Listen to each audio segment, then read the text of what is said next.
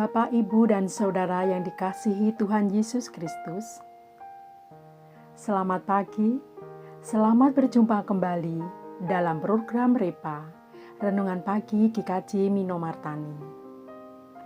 Hari ini kita akan membaca dan merenungkan sabda Tuhan dalam surat 2 Petrus 1 ayat 16 sampai dengan 20 yang demikian. Sebab kami tidak mengikuti dongeng-dongeng isapan jempol manusia, ketika kami memberitahukan kepadamu kuasa dan kedatangan Tuhan kita Yesus Kristus sebagai Raja, tetapi kami adalah saksi mata dari kebesarannya.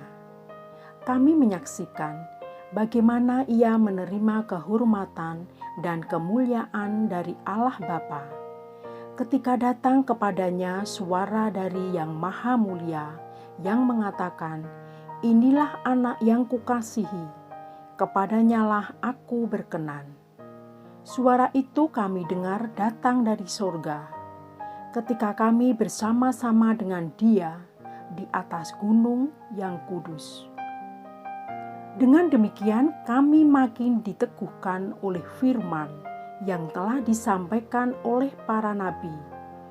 Alangkah baiknya kalau kamu memperhatikannya sama seperti memperhatikan pelita yang bercahaya di tempat yang gelap sampai fajar menyingsing dan bintang timur terbit bersinar di dalam hatimu.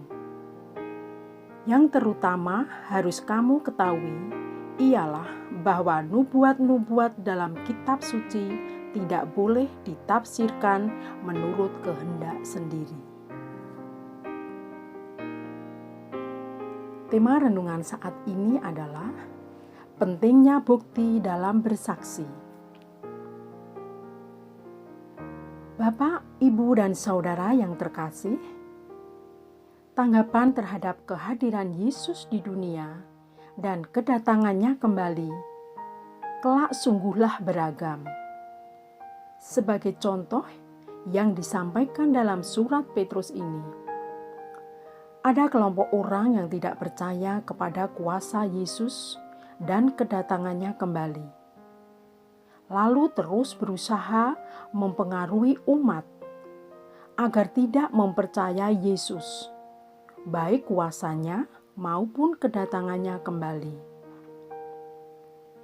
Dalam rangka menguatkan umat agar tetap percaya kepada Yesus, maka Petrus menuliskan suratnya. Dalam usaha menguatkan iman umat, Petrus tidak hanya sekedar berbicara tentang Yesus kata orang, melainkan menyertakan bukti.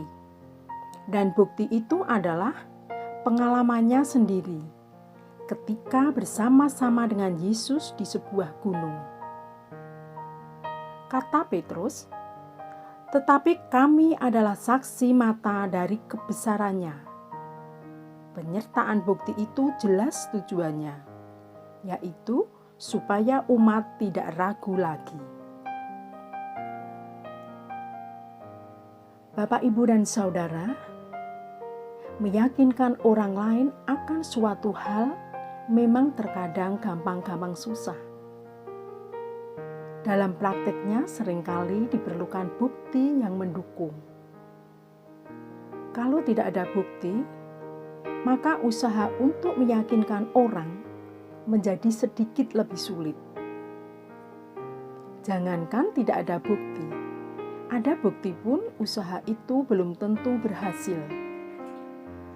Sebagai orang Kristen, kita memiliki tugas meyakinkan orang lain akan kuasa Yesus dan bahwa Ia akan datang kembali.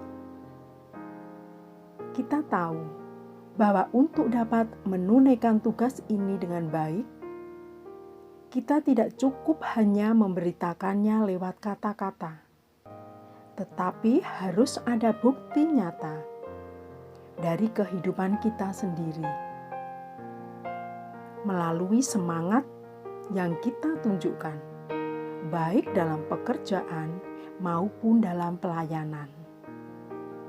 melalui kasih yang kita bagikan, yang mewujud dalam kemurahan hati, melalui pengharapan kita kepada Tuhan yang nampak dalam ketaatan.